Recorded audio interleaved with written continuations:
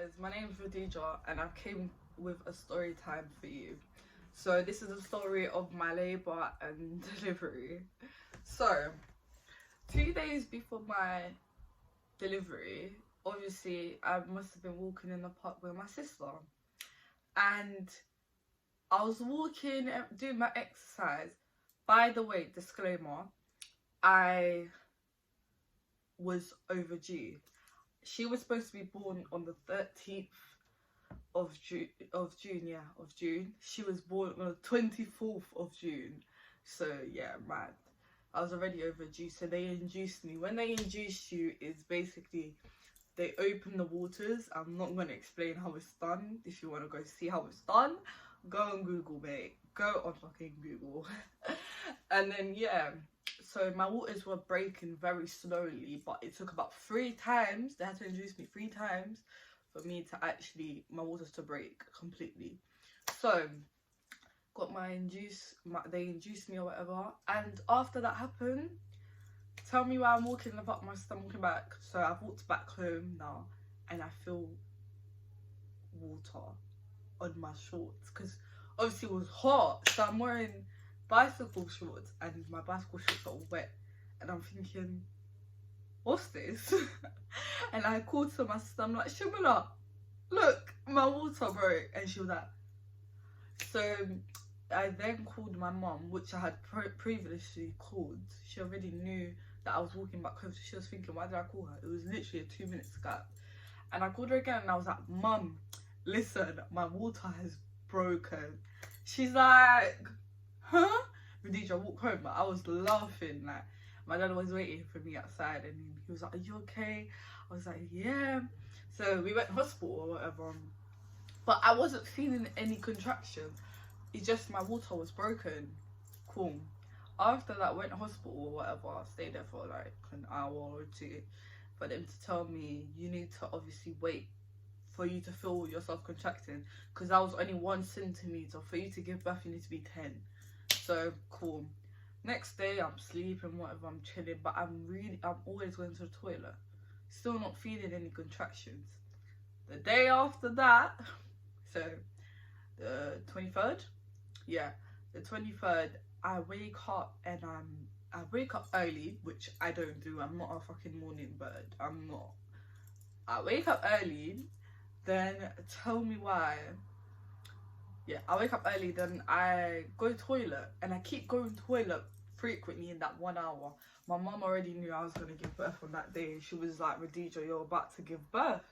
So I had this app where it says contractions. For me not to go to hospital thinking that it's not happening, so I have this app, and it basically, you press it every time you have contractions, and it tells you go to the hospital or don't go. And I kept pressing it every 2 minutes, so I had to go to hospital. So I called, obviously, the number that you're supposed to call if you have a child or have had a child, or you're going to have a child. You know there's a number you call if anything happens. Call that number now. Tell me why the lady tells me don't go to hospital, it's not that serious. Huh? I'm feeling this pain and you're telling me it's not that serious. Brother, move. I said, Mum, let's go. We went and I was in pain. I wanted to cry. Like, I remember the drive there. It took so long to get there, but the hospital isn't far from my house, but it took time. Cool. Obviously, my mum wasn't allowed up with me because of this whole pandemic, and it was a couple months after the pandemic had started, so I was just like, it's going to be a tight one still. So obviously after that happened or whatever, I was there laying in the bed crying, like, and I had the contraction things around my belly at this point, and I was contracting a lot. They said, yeah, you're going to give birth. I was like about 2 centimeters at that time. They were like, you're 2 centimeters right now. So I was just like, oh my god, thinking, nah, this is not for me. I want to go home. I want to go home. That's like all I remember. And I was like, I'm hungry, because my mom told me to eat. I didn't want to eat. I didn't listen to her, which was dumb. Guys, pregnant girls, especially I have friends, you lot, you need to eat before you give birth. I'm telling you, because you can say lot. Once you're having contractions, you're not allowed to eat. You're only allowed to drink water and juice. What is that? That is horrible. But yeah, after that happened or whatever, my mum was now allowed to come in when I went to my labour room, so my delivery room. And yeah, I was there, she was there. I was just like, Mum, I'm in pain. At this point, they asked you, do you want the epidural or not? Because it was around 6 o'clock. When I got into hospital, it was 2. It's now 6. And I'm like, I didn't want to have the epidural, but because of my health condition, I could have had a seizure and affected the baby. So my neurologist, his assistant, came down. She's really close with me and my mum. Came down and she was like, Radija, you need to have this because you can have a seizure. We don't want that. We don't want you to feel any pain. So I was just like, yeah, for my baby, I'm gonna take it. Took it. It was nothing. It was literally a shot in your back, and it didn't really hurt, because when you're pregnant, you know you have to get needles everywhere. You'd be taking blood, so it's like, it was light work. It was really light work at that point. So after that happened or whatever, I slept. I really slept. Like, I was so tired and exhausted and hungry. I just slept until 9 o'clock. 9 o'clock, I woke back up. Everyone's belling off my phone, and I didn't want to answer to anyone because I was just like, I wanted to just give birth. I didn't want no distractions happening or whatever. Cool. When you have the epidural, you know you can't move. You have to stay in the bed. So it was a very hard process. You can't move. You're numb from the waist down. You don't feel anything. But it was good. They were doing everything. I didn't feel no contractions, nothing. Like, the epidural was my best friend at that point. Like, I was just thinking, yeah, this is the best thing that could ever happen to me. So after that, went back to sleep again, and it was midnight, and they told me it's time. And when I tell you, an army of nurses and doctors came into my room, a whole army. They had plan A, B and C in place if something happened. That team was so good. I love that team. I'm pushing now, I'm pushing. My mum got up. I was thinking something's wrong because she has a health condition as well. I was thinking something was wrong with her. But she was just really nervous and scared, and she didn't know what was going to happen. And yeah, she just felt hot. So she took off her jacket or whatever. And I'm just there like, oh my God. I'm thinking, nah, what's going to happen? I'm so scared. And I started crying. Yeah, I cried. Radija cried. Yeah, I did. Because it was like, I'm in a position that's very sticky. Like, I was so scared. I was like, what if something happens to me? So now I've pushed her yeah.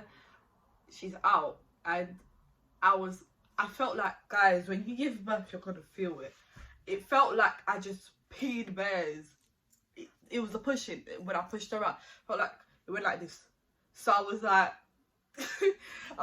okay, cool, say nothing. But the pushing was like 40 minutes. It didn't take that long compared to other people. And yeah, after that happened, my beautiful baby was born, and I was very happy and emotional. I cried. There's a video of me crying, and I just was so happy and full of joy. Like, that you don't feel the same anymore. Since I've had her, I've felt different and cool. After that happened or whatever, so I'm gonna cry. I'm actually gonna cry, guys, because it was such an emotional day and I was so happy to have her. I never felt that was the happiest moment in my life, honestly. But yeah, after that happened, so I was laying back like this, innit? I sat up and I saw my placenta. Guys, if you know what a placenta is, you know that is nasty.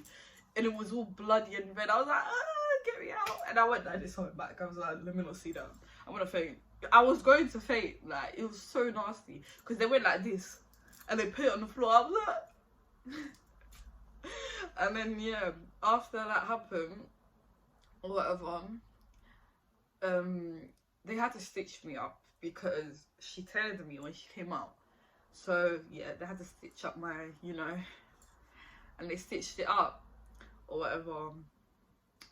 After that happened, so, obviously, after the stitching up or whatever, I couldn't hold her for a couple hours because I was vomiting so much.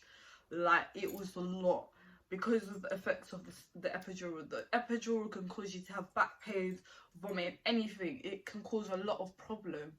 So for me, it was like, I had to vomit, so I couldn't breastfeed her. Her first bottle was obviously formula. It wasn't my milk, it was other milk. So obviously the nurses there, by the way, this is very rude, I can't lie, the nurses, they didn't want to give her formula because they said that they didn't have any. How does a hospital not have formula? I know we should have bought it, but I thought I was going to be able to give her my milk. But a hospital has to have formula. What do you mean? So obviously after that happened, she got fed, don't worry, she finished it, she liked it. Sure. And so obviously after that, I did eventually feed her, sorry. And yeah, it was a good experience. I was so happy with her, and my mum was happy. We cried. My mum went on her knees and started saying thanks the Lord, because my mum is a very strong person and she's really connected with God. And then I called my dad and told him, yeah, I gave birth. Everyone was happy because obviously my dad and sister couldn't be there because of COVID, or else they would have been. But they loved to hear that she was a baby girl and she was beautiful. Because obviously I found out she was a baby girl, but there's some people, they find that it's a girl or a boy and it comes out something else. Like my sister, the doctor said she was going to be a boy and she's a girl. Wow. And then obviously after that all happened, I went home on the same day. So it was on the this is the 24th. I went home at 8 o'clock. I went home, and at home I found my sister, my cousin, my mum, my dad. My mum came with me, but my dad. And then yeah, it was a really good moment, but I was in pain. I couldn't walk, sit properly, lay properly without feeling pain for about 2 weeks. After 2 weeks of stitches, I didn't feel nothing. It went, everything was fine, and I was better. And I was so happy with everything. So this is my labour and delivery story. Like, comment and subscribe for more videos.